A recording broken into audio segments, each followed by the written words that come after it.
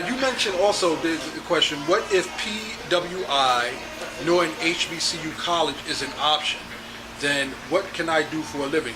Obviously, a young person in school, high school student, about to go to college, what have you, facing this type of question.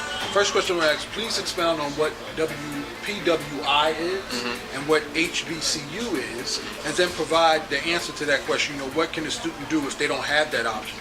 You know, what else can they do for a living? Please expound on that. The terms PWI and HBCU mean predominantly white institution, which are like, you know, your NYUs, your Harvards, your Cornells, your Arizona States, you know, all the schools that you see mainly on TV playing basketball and football. HBCUs, as like I went to the Fisk Universities, your Howard Universities, Morehouse, Spelman, Texas A&M, Alabama State, FAMU, historically black colleges, universities.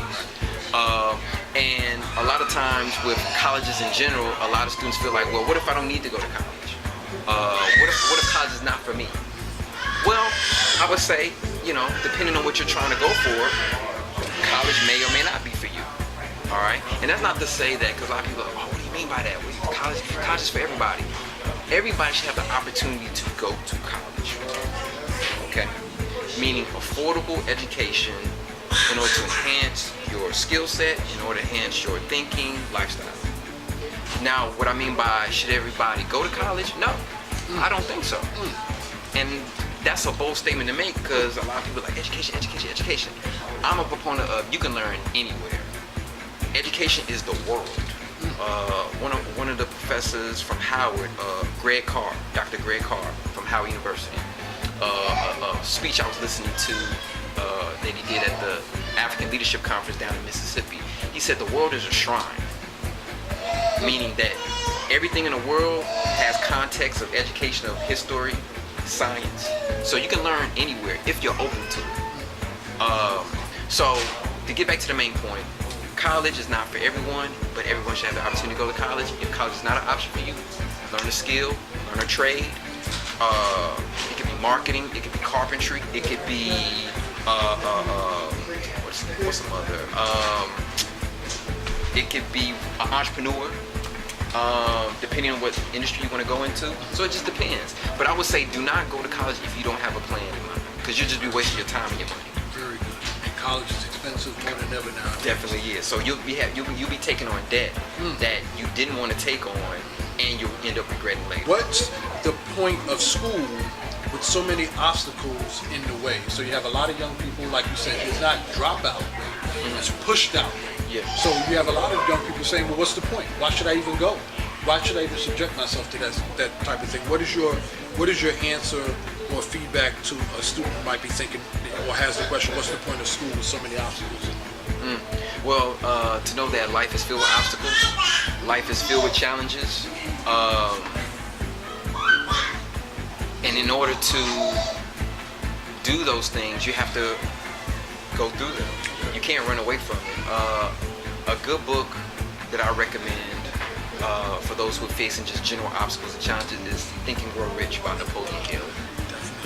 Think and Grow Rich by Napoleon Hill. That is a great book to have. Like, that's a must-have.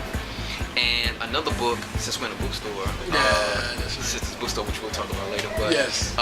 Make sure you bring that up. Definitely have to bring that up. The autobiography of Malcolm X. Autobiography of Malcolm X changed my life, and I know people may hear that and say, well, that's cliche, but it really did. And it's one of those books that I had in my household, and I knew about, but I didn't pick up, and I just picked up on a whim. And it was funny because I was going to a track practice, and I was like, well, I'm gonna have to wait for my ride afterwards, to get picked up. And I was like, man, let me take this autobiography of Malcolm X, let me see. And man, I started reading, I couldn't put it down. I read it straight, every little bit I could during lunchtime, waiting for the bus in the morning, and I finished it in about a week. But I could not put it down, man. And to read about this brother's life, how he went from a pimp. No, he didn't start out as a pimp, because he started out in a well-to-do family. But because they threatened his father, killed his father, forced his mother into a mental institution, and then he ended up out from that becoming a pimp and a hustler.